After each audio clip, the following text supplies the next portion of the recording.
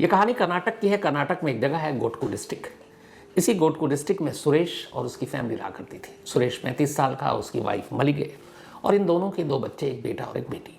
18 साल पहले दोनों की शादी हुई थी। शादी के बाद पूरी ज़िंदगी ठीक ठाक चल रही थी। सुरेश अपने परिवार को बहुत अच्छे से रखता था, बीवी से बहुत प्यार करता, बच्चों से बहुत प्यार करता। उसका सपना था कि बच्चों को पढ़ा लिखा कर अच्छा इंसान बनाए, कामयाब इंसान बनाए।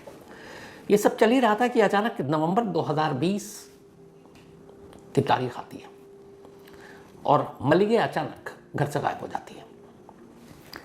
सुरेश इधर उधर ढूंढता है, रिश्तेदारों में, दोस्तों में, पड़ोसियों में, कहीं भी मलिगे की कोई खोज खबर नहीं मिलती।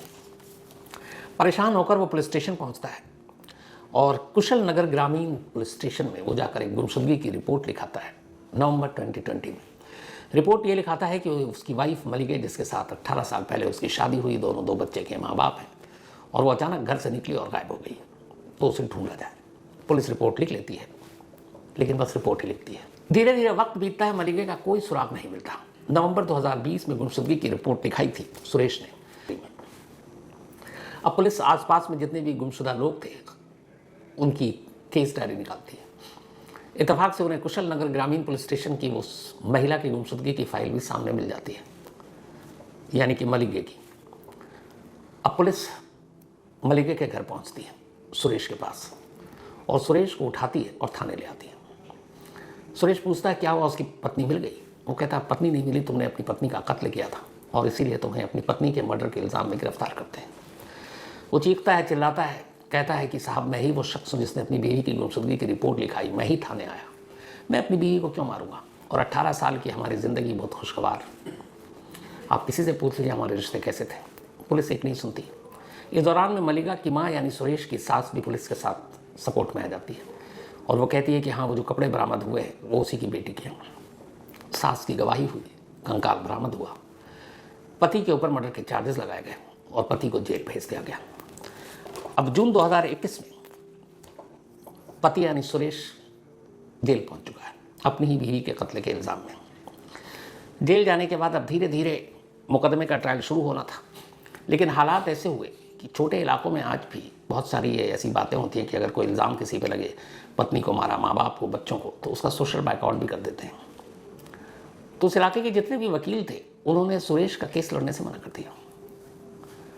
अब सुरेश बिना कानूनी मदद के जेल में है, ट्रायल शुरू नहीं हो रहा। सुरेश के माँ बाप, उन्हें पता है कि उनका बच्चा बेकसूर है, वो अब भटक रहे हैं कानूनी मदद के लिए, लेकिन कोई उनकी मदद नहीं करता। तभी 2022 जून 2021 से सुरेश बंद था। 2022 में मैसूर के एक वकील हैं जो ऐसे गरीब लोगों की मदद करते हैं, BS पांडु पुजारी। BS पांडु पुजारी को मीडिया के जरिए सुरेश की कहानी पता चला कि उसने अपनी पत्नी की गुमशुदगी की रिपोर्ट लिखाई थी और अब वही सुरेश उसी पत्नी के कत्ल के इल्ज़ाम में जेल में बंद है और कोई उसे कानूनी मदद नहीं दे रहा। पुजारी साहब ने उसके पूरे केस की स्टडी की, पुलिस से FIR ली, जितने भी डॉक्यूमेंट्स, एविडेंस, विटनेसेस, सबको देखा, पढ़ा, खुद चल कर गए वो थाने तक, जो आयु था उससे मिले, जो कंकाल मिला उसके बारे में जानकारी इकट्ठी की। जब सारी जानकारी मिली तो पुजारी साहब चौंके। उन्होंने देखा कि पुलिस ने कंकाल तो बरामद किया और ये जाहिर कर दिया कि ये मलिगे की लाश है, लेकिन उस पुलिस ने कभी उस कंकाल का DNA सैंपल नहीं लिया और ना ही उस DNA का मिलान मलिगे की माँ से कराया।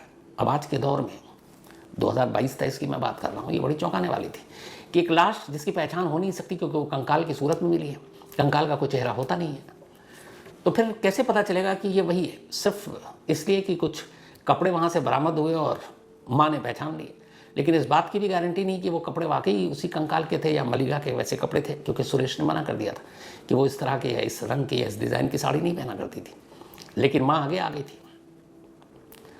तो जब ये पुजारी साहब को पता चला ये सारी चीज़ें तो पुजारी साहब बड़े चौंके।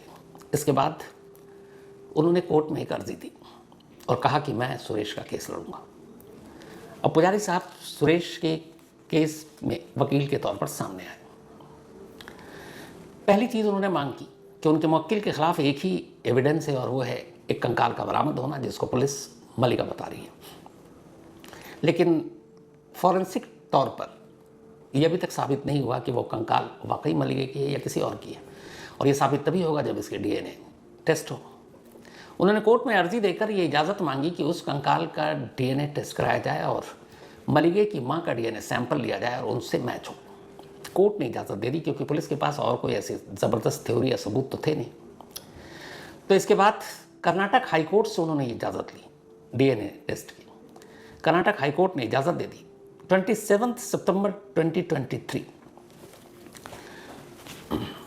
ये वो तारीख थी जब डीएनए की रिपोर्ट आई।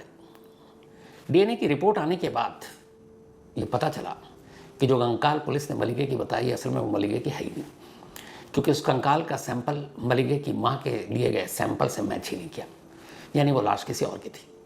अब किसकी? पुलिस की लापरवाही का आलम देखिए, क्योंकि पुलिस ने जब कंकाल बरामद किया तो आंख बंद करके यकीन कर लिया कि ये मलिगे है और सुरेश ने खुद मारा, जबकि सोचा भी नहीं कि एक पति खुद रिपोर्ट लिखाने आया, थाने के चक्कर काट रहा है, 2 बच्चे हैं उसके, परेशान हो रहा है और कोई मोटिव भी नहीं है क्योंकि दोनों के रिश्ते अच्छे हैं।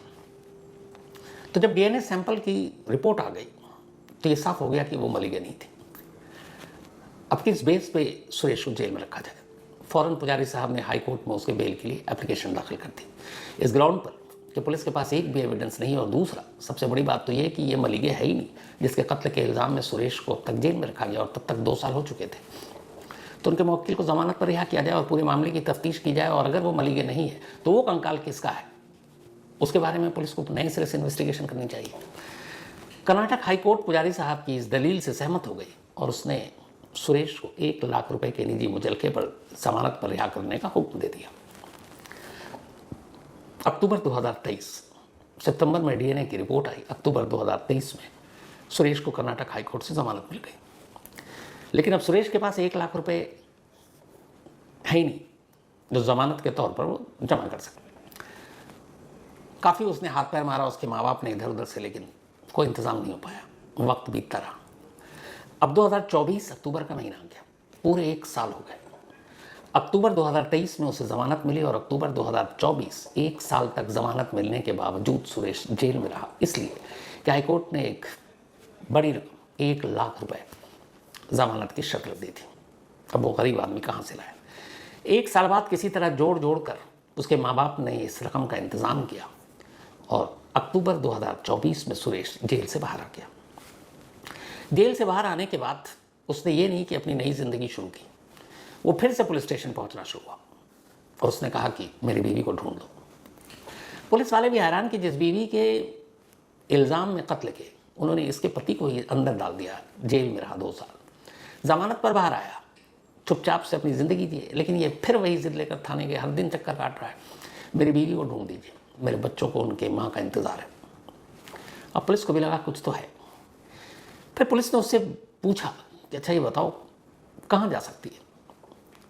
आज के इस दौर में जब पति पत्नी का कत्ल कर रहा है, पत्नी पति के कत्ल कर रहे हैं, अफेयर के चक्कर में सब कत्ल हो रहे हैं, सुरेश ने वो कहानी पुलिस को बताई कि सुरेश की कहानी सुनकर पुलिस वालों को खुद ये फील हुआ कि उन्होंने उसके साथ गलत किया। सुरेश ने कहा कि सर जब वो 2022 में जून में गायब हुई थी तो बहुत ढूंढा, जब नहीं मिली तो मुझे ये पता था कि वो अपने बॉयफ्रेंड के साथ चली गई। उसने कहा बॉयफ्रेंड तुमने बताया नहीं?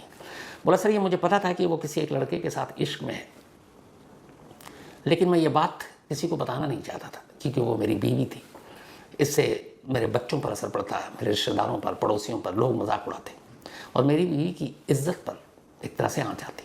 मैं नहीं चाहता था मेरी बीवी की इज्जत को उछाला जाए, इसलिए ये बात मैंने अपने दिल में रखी। मैंने नहीं बताया कि उसका कोई अफेयर था, क्योंकि इस उम्मीद में कि शायद वो खुद लौट आती। लेकिन अब वक्त बीत चुका है, मुझे डर है कि कहीं उसे कुछ हो ना गया हो, तो अब बता रहा हूँ। तो उन्होंने पूछा कि अच्छा उसके बारे में कितना जानते हो? उसने बोला सर मैं बहुत ज़्यादा जानकारी नहीं रखता हूँ, लेकिन हाँ मुझे ये पता था कि उसका किसी के साथ अफेयर है। तो आज के इस दौर में जो मैंने अभी कहा आपको, एक पति ये भी है जो अपनी पत्नी के अफेयर को कानून के पन्नों पर भी नहीं लाना चाहता था ताकि उसकी बीवी की बेइज्जती ना हो। पुलिस ने सुना, फिर ढूंढना शुरू किया, लेकिन कोई फ़ायदा नहीं। अक्टूबर 2024 में वो जेल से बाहर आया, नवंबर दिसंबर बीत गया, नया साल 25 का आ गया, 25 के पहले 3 महीने भी बीत गए। अचानक 1 अप्रैल को एक चमत्कार होता है। 1 अप्रैल को सुरेश के कुछ दोस्त एक कॉफ़ी शॉप में बैठे हुए थे, तभी उनकी नज़र एक कपल पर पड़ती है, एक महिला और एक उसका दोस्त जो भी था। सुरेश के दोस्तों को उस महिला को देखकर अचानक लगता है कि ये सुरेश की पत्नी मलिक है, लेकिन इस बात को 2-3 साल हो चुके थे, तो उसे लगा पता नहीं कन्फ्यूज़न ना हो कुछ। उन्होंने चुपचाप से कॉफ़ी शॉप में ही बैठकर अपने मोबाइल पे वीडियो बनाया और मलिगे को उसमें कैमरे में रिकॉर्ड कर लिया।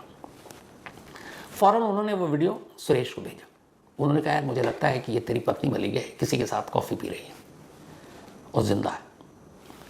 सुरेश उस वीडियो को देखता है। वीडियो को देखते ही उसकी खुशी का ठिकाना नहीं रहता है। वो सचमुच मलिगे थी, उसकी बीवी, जो जून 2020 से गायब थी, बल्कि 2020 से, तो लगभग 5वां साल था। वो सारी चीज़ें भूल जाता है और उसे लगता है कि चलो उसकी वाइफ जिंदा है। अब वो भागा भागा उस वीडियो को लेकर पुलिस स्टेशन पहुंचता है, उसी कुशलनगर ग्रामीण क्षेत्र में। कहता, साहब जिस मलिगे के कत्ल के इल्ज़ाम में आपने मुझे गिरफ्तार किया, जेल में रखा, उसका मर्डर नहीं हुआ, वो जिंदा है।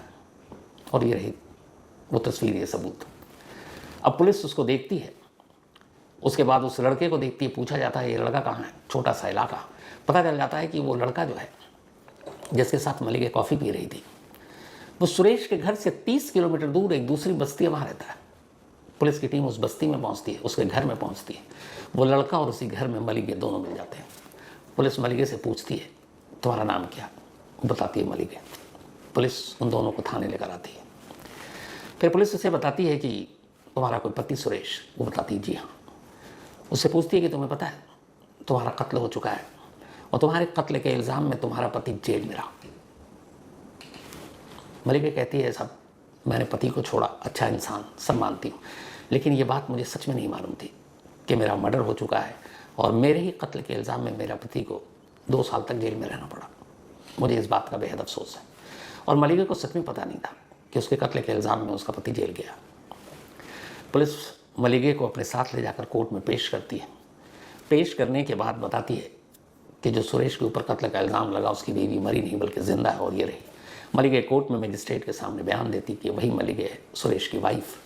फिर वो बताती है कि उसे एक लड़के से प्यार हो गया और फिर उन दोनों ने अपना एक नई ज़िंदगी जीने का फ़ैसला किया और इसीलिए वो अपना घर, अपने पति, अपने बच्चों को छोड़कर उसके साथ रहने के लिए चली गई। और कमाल ये कि 5 साल तक जिस मलिगे को सब कोई ढूंढता रहा, जिसके लिए सुरेश को जेल जाना पड़ा, वो सिर्फ सुरेश के घर से 30 किलोमीटर की दूरी पर थी और कभी इसकी भनक तक किसी को नहीं लगी। इसकी सुनवाई के बाद अब पुलिस ने बाकायदा कोर्ट में अर्जी दे दी है कि सुरेश के खिलाफ जो मर्डर का इल्ज़ाम लगा था वो झूठा था, इसलिए उसको ड्रॉप किया जाए और जो ज़मानत पर ज़िंदगी ये पूरा केस ही ख़त्म किया जाए। कोर्ट ने जब ये अर्जी सुनी तो कोर्ट ने एक और डायरेक्शन दिया। उसने कहा कि वो उस शहर के जो एसपी हैं, उस थाने का जो इंचार्ज है, इन सभी लोगों के खिलाफ डिपार्टमेंटल एक्शन लिया जाए और इंक्वायरी की जाए। एक बेगुनाह शख्स को 2 साल से ज़्यादा आपने जेल में रखा, उसके ऊपर कत्ल के इल्ज़ाम लगाए और जो बेसिक इन्वेस्टिगेशन पुलिसिंग की होती है वो भी आपने नहीं किया। आपने कंकाल तो मिला लेकिन उसका DNA टेस्ट नहीं कराया। अगर करा लेते तो शायद उसी वक्त ये केस खुल जाता और सुरेश बेकसूर पाया जाता, लेकिन कोई किसी ने कुछ नहीं किया।